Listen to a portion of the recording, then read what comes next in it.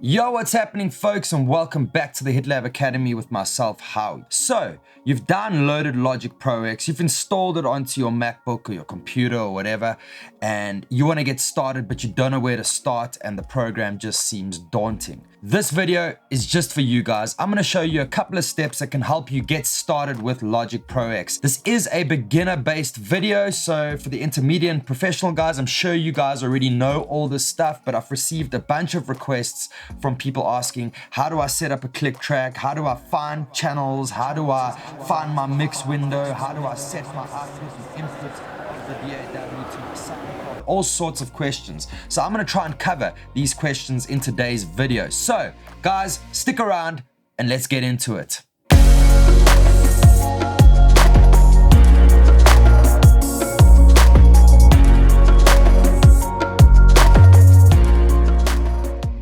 Before we get into Logic Pro X, I just want to remind you guys to please head on over to the channel, subscribe to the channel, ring the bell for instant notifications, give this video a thumbs up, because I know you're all nice people and you'll give my videos a thumbs up. But most importantly, please leave a comment down below for the algorithm. It helps my videos get seen by more people such as yourself that really enjoy the world of audio and creating audio and recording it yourself, either at a studio or in your home. Enough about subscriptions. Let's get into the computer and let me show you how to get started with Logic Pro X. So you've opened up Logic and you've got a blank screen, you don't know how to set anything up. The first thing you want to do is head on over to File and say New, because you haven't actually set up any templates yet.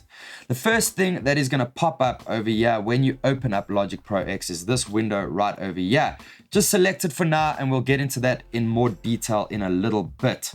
So now that we're inside the DAW, there's a couple of things you just want to check before you get started with the program. Number one, you want to save your project because it hasn't saved or assigned it to a hard drive automatically. So how you do that is you hit File, you go Save As, and for the sake of this video, I'm just going to put it on my desktop and call it Tutorial. My word, my spelling, Tutorial. Just like that. And I'm going to save it as a folder on my desktop. Okay, so once you've saved the project, you know that you've got your project secure. The first thing you want to do is activate a customize toolbar. Just over there, you click that little button down there and you go customize. Now you can see there are far more options available to you. You've got your tempo, you've got your time signature, you've got your grid settings, you've got your CPU usage, you've got your timestamp. Right, once you've done that, you've got a customized toolbar. The next thing you want to do is head on over to Logic Pro X over there, go to Preferences, go to Audio. Once you're in Audio, select Advanced and just make sure that you have selected Show Advanced Tools. If you don't have this, you might not see some of the things we talk about in this video today.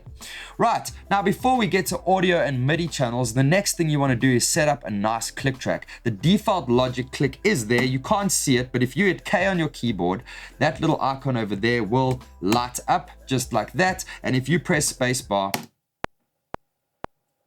you're going to have a really terrible sounding click track. So the first thing you want to do to set up a proper click track, select Command 2 on your MacBook, which will give you your mix window just like that.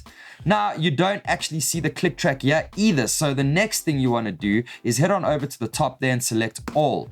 Now once you've selected All, the click track is actually visible. You can see it over there as a channel, but that channel is still not popping up in our edit window. I like to see my click track in the edit window because it makes my life easy if I want to automate things or kill a click for a certain section or whatever it may be. So the first thing we're going to do is hold down Alt and click and zero that click track, and then right click on that channel and say create click track. Make sure you close your mixer window every time you open it, because otherwise it just stores a bunch of mix windows behind your edit window and it just becomes muddy and cluttered. Okay, so now we have a click track just over there. You can see it says click, but we still have that nasty blippy click sound, which sounds like this. I can't work with that click track. So what we're gonna do is if you select that click channel over there and you look to your left over here, you're gonna see the channel settings over there. The first thing we wanna do is change out the plugin that is activating the click for us. We wanna select multi-sample sampler in stereo. It is a default Logic instrument. Then you wanna head up over here, you wanna go to drums and percussion, go to percussion, head on over to single instruments, and now you have a whole bunch of interesting sounds you can use for your click track. For the sake of this video, I'm going to use a cowbell. Now if I play that,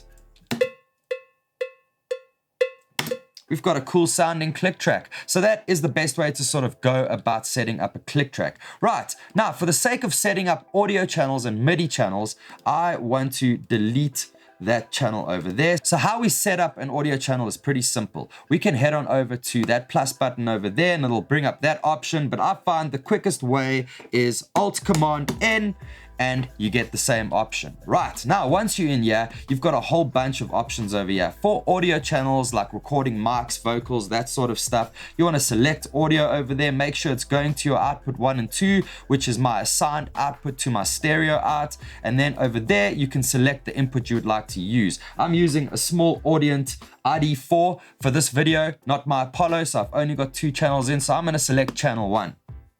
And then go create. And now I have an audio channel which I've created and we will call it audio channel 1. How you record on that channel is pretty simple. You activate the channel over there and when you're ready to record, you just hit R.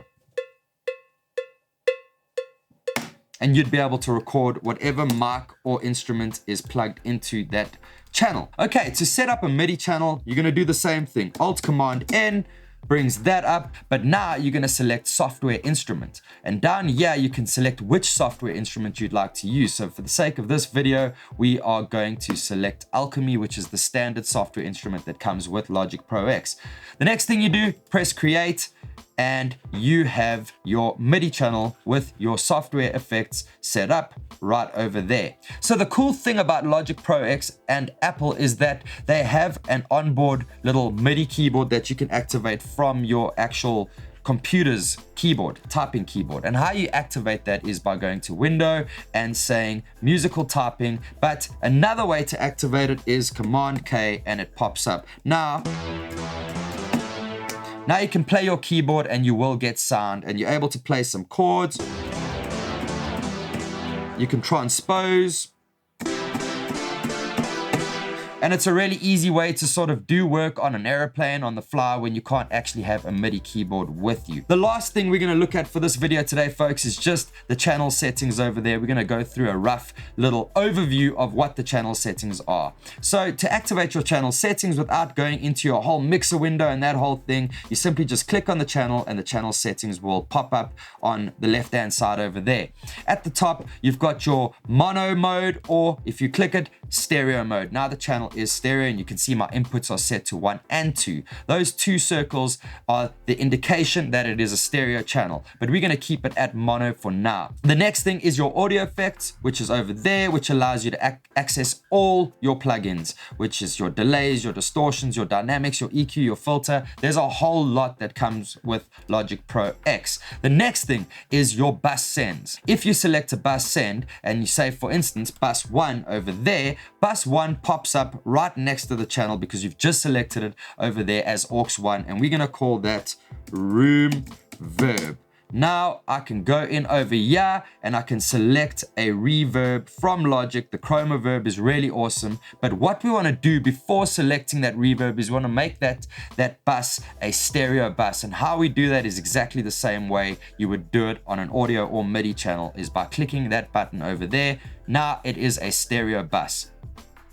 We're going to head on over here and you can then add a reverb. You can customize that reverb if you want, and this bus level over here will tell the program how much of channel 1 you want to send into that reverb, which will ultimately then go out your main stereo output as well. And if you go back and select Command 2 and you go back to your mix window, you'll see that Even if you have just tracks selected, that room reverb will be in your mixer window. Okay, so the next thing you want to check out is just your output, which is that over there. You can assign the output to where you want to assign it and make sure that it is going to the right place you would like to send your audio to. In my case, my stereo out is my master bus. Okay, and if you want to change the tempo of your song, you can simply just head up over there. You can drag it up and down to change the tempo, or you can simply double click and type in 130 or whatever your desired tempo is. So the last thing I want to show you guys before we close for this video today is just how to assign Logic Pro X to your sound card and vice versa, your sound card to Logic Pro X. So how you do that is you head on over to Logic Pro X, Preferences, General. You can go on over to audio, and now you've got your input and output options. My output is the ID4 audience, and my input right now is the ID4 audience. My buffer size I've set to 256. It is sort of my standard go-to buffer size, but when I do record MIDI stuff, I like to set that to 128 to remove the most amount of latency. But should I find that I have latency issues within this DAW, I head on over to recording and I select low latency mode, and that removes all latency from the project when recording on a respective channel. So if I record on this MIDI channel over here, I will not have any latency.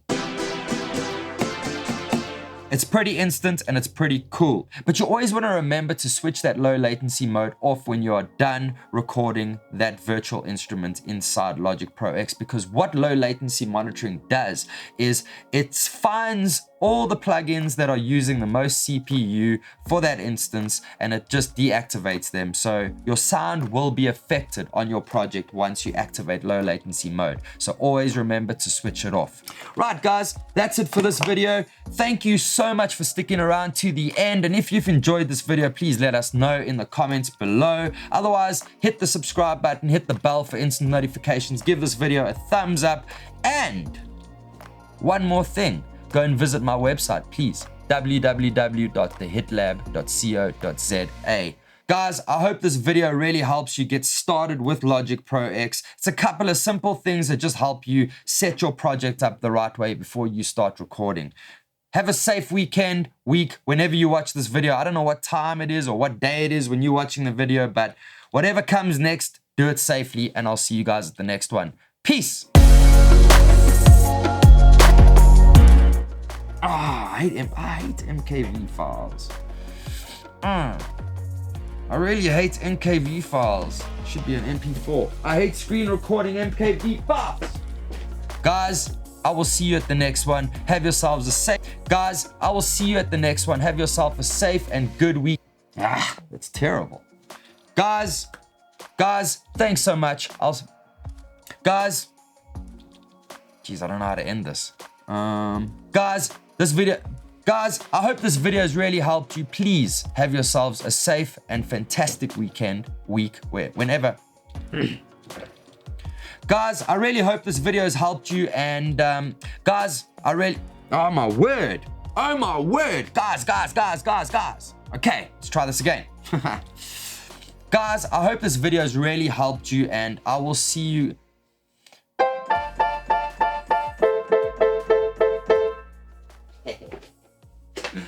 Woo, let's go home.